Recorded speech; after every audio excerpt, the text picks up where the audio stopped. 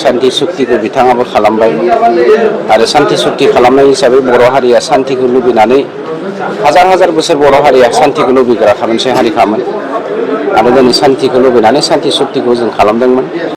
Hello मानगोनां रायजो राजा आरो लोगो नोंथांमोनखौ बे गोदान बोसोर सानजों लोगोसे लोब्बा लाखिनानै नोंथांमोननो अननाय आरो मोजां मोननायखौ बावहरग्रोनानै बे आंनि बस्क'बर इउटुब चेनेलाव बरायग्रोनानै खुलुमग्रोनाय थाबाय। आसा खालामो नोंथांमोना भिडिअखौ जोबजासे नायलांगोन आरो दिनैनि गुबै टपिकआ बेसो जोंहा मानाव गेदेर हाग्रा बिफाननि EM रन्जित बसुमतारी सारा दिनै नैबे गोदान बोसोर सानजों लोगोसे आरो नैबे 1 तारिख जानुवारि 2025 सानजों लोगोसे दिनै दुखु मोननाय फोरमायदों आरो सोरनि थाखाय दुखु मोननाय फोरमायदों। स' बे भिडिअनि गेजेरजों नोंथांमोना गासैखौबो फुल आपडेट नुनो मोनगोन। EM रन्जित बसुमतारी सारा दिनै मा दुखु मोननाय फोरमायखो नोंथांमोना बे भिडिअनि गेजेरजों गासैखौबो नुलांनो मोनगोन। दिनै हाग्रा बिफाननि EM रन्जित बसुमतारी सारा बुंदों जा NDBनि गायसनगिरि डिआर नाब्ला रन्जन दैमारि सारा दिनै जोबथे साननिफ्राय उदां जानो हायाखै आरो बे बिटिआर गोरोबथानि गेजेरजों दिनै दासिमबो जोबथेसालियाव जोबजानानै दं आरो मानो उदां जायाखै बिनि थाखाय बिथाङा दुखु मोननाय फोरमायदों। थारैनो जोंहा बिटिआर गोरोबथाया 5 बोसोर जोबनो थांगासिनो आरो बे 5 बोसोर जोबनायनि उनावबो गगोन ना गमारला बे बाथ्राखौ जोंहा हाग्रा बिफाननि EM रन्जित बसुमतारी सारा बुंदों आरो थारैनो दुखु मोननाय फोरमायदों हाग्रा बिफाननि EM रन्जित बसुमतारी सारा। दिनै नैबे 1 तारिख सानजों लोगोसे नैबे 2025 बा गोदान बोसोर सानजों लोगोसे दिनै लोब्बा लाखिनानै जोंहा हाग्रा बिफाननि EM रन्जित बसुमतारी सारा दुखु मोननाय फोरमायदों। थारैनो बाथ्राया बेसेबां सैथो, थारैनो जोंनि थाखायबो दुखुनांथाव। दिनै बिटिआर गोरोबथानि गेजेरजों दिनै रन्जन दैमारि सारजों लोगोसे जेसांनो NDBफोर दं जोबथेसालियाव बिसोरो उदां जानांगौमोन आरो जेसांनो NDBफोरनि केस सोलिगासिनो बिसोरनि केसा उइद्र' जानांगौमोन बिटिआर गोरोबथानि गेजेरजों। हाग्रा बिफाननि EM रन्जित बसुमतारी साराबो दुखु मोननाय फोरमायदों। अब्ला रायजो राजा आरो लोगो नोंथांमोन दा बाथ्राया बेसो जोंहा बिटिआर गोरोबथाया 5 बोसोर जोबनो थांगासिनो थारैनो रन्जन दैमारि सारा उदां जामारगोन ना जामारा नैबे सोंथि जानानै दं। अब्ला रायजो राजा आरो लोगो नोंथांमोना नायबानो जाबाय जोंहा हाग्रा बिफाननि EM रन्जित बसुमतारी सारा दिनै मा दुखु मोननाय फोरमायखो। स' नोंथांमोना नायबानो जाबाय आं स्क्रिनाव होबाय। दिनैनि जा सुप्रिम कर्टनि हाइ कर्टनि जा भार्डिक्ट बेखौ खोनानानै आं खोब दुखु मोनदों एक्स NDB वर्कार हिसाबै, जायखौ जोङो मिजिं खालामाखैमोन, जायखौ बर' हारिया मिजिं खालामाखै।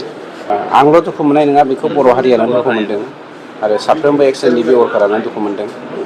अब्लाबो जोङो मालाबाबो जेना, बिथाङा बर' हारिनि सासे हिर' हिसाबै जों बिथांखौ आरो बिथांनि लोगोफोरखौ जेरावहाय जों सुक्ति खालामबाय होननानै जों दलरै जिरायना थाया। जोङो गुबुन मोनसे स्टेप गोजौ थाखोआव खारनानै आयेननि सिङावनो थानानै जों बिथांखौ माबोरै बख'नो हागोन बेनि थाखाय सरकारावनो बा जों मोनफ्रोमबो बर' आफादफोरानो ज' जानानै सावरायनायनि बेब'स्थाखौ जों खालामगोन।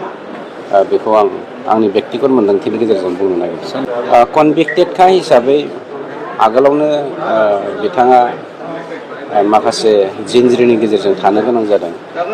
अब्लाबो शान्ति सुक्तिखौ बिथाङाबो खालामबाय आरो शान्ति सुक्ति खालामनाय हिसाबै बर' हारिया शान्तिखौ लुबैनानै हाजार हाजार बोसोर बर' हारिया शान्तिखौ लुबैग्राखा मोनसे हारिखामोन आरो दिनै शान्तिखौ लुबैनानै शान्ति सुक्तिखौ जों खालामदोंमोन। खिन्थु शान्ति सुक्ति खालामसेयावबो आयेना दिनै भारतनि संबिजित बायदियै आयेना बिथांमोनखौ दिनै निमाहा होआखिसै। गतिके हाइकर्टआव होआबाबो जों सुप्रिम कर्टसिम खारनो हानायनि माबा मोनसे बेब'स्था जों खालामनो हायो नामा जोङो नायनि। जों बेवहाय रन्जन दैमारिनि न'खर बा बिथांनि लोगोफोर बा बिथांनि लोगोफोरनि न'खराल' दुखु मोनदों बे नङा, दुलाराय बर' हारियानो दुखु मोनदों। मानोना जोंनि जा मिजिं बे मिजिंखौ आं बेक्तिगत फैमाल जानाय बायदि मोनदों। अब्ला मानगोनां रायजो राजा आरो लोगो नोंथांमोनाथ' थारैनो खोनाखाबाय आरो नुखाबाय आरो मिथिखाबाय दिनै हाग्रा बिफाननि EM रन्जित बसुमतारी सारा दिनै मा दुखु मोननाय फोरमायखो। दिनै रन्जन दैमारि सारा दिनै उदां जानो हायैनि थाखाय दुखु मोननाय फोरमायदों। थारैनो बाथ्राया बेसेबां सैथो, थारैनो नंखाय फावथिना ना मा नोंथांमोना बेखौ मोजां बिजिरनानै नोंथांमोना कमेन्टनि गेजेरजों फोरमायहरबानो जाबाय। दिनै 1 तारिखजों लोगोसे आं बे भिडिअनि गेजेरजों खावलायदों जोंहा जेसांनो पलिटिकेल लिडारफोर दङ हाग्रा बिफान EM रन्जित बसुमतारी सारजों लोगोसे UPPL BPF खौसे जानानै जमा जानानै जाहाथे बिथांमोना पलिटिकेलखौ गेलेयो, इलेक्सनखौ गेलेयो। स' आङो बेखौ खावलायो जे फैबाय थानाय बिटिआर बा BTC इलेक्सनाव जोंनि सासे गोरों आरो दैदेनगिरियानो जोंनि बर' हारिनि गिदिर गोलावफ्रानो जाहाथे सिट जायो जाहाथे गुबुनखौ जाहाथे जायगा होआ अब्ला रायजो राजा आरो लोगो नोंथांमोनखौ आं बे भिडिअनि गेजेरजों खावलायदों जे फैबाय थानाय बिटिसि इलेक्सनाव जे नोंथांमोना सासे मोजां लिडारखौ सायख'नानै जाहाथे भटखौ होयो आरो जोंनि बिटिआरनि बा बिटिसिनि सिट जायो आरो बे सिटआ जोंनि थाखाय बर' हारिनि थाखाय जौगानाय खामानि मावनो हायो आरो लोगोसे एनडिबिनि रन्जन दैमारि सारजों लोगोसे जेसांनि एनडिबिफोर दं जाहाथे बिसोर जोबथे साननिफ्राय उदां जायो आरो आं आसा खालामो बे गोदान बोसोर सानजों लोगोसे जे बिपिएफ आरो इउपिपिएल आरो बिजेपि आरो जोंनि बर' हारिया बबे पलिटिकेल पार्टियाव दङ स' बिथांमोना गासैबो खौसे जानानै जाहाथे मोनसे पलिटिकेलावनो गेलेनानै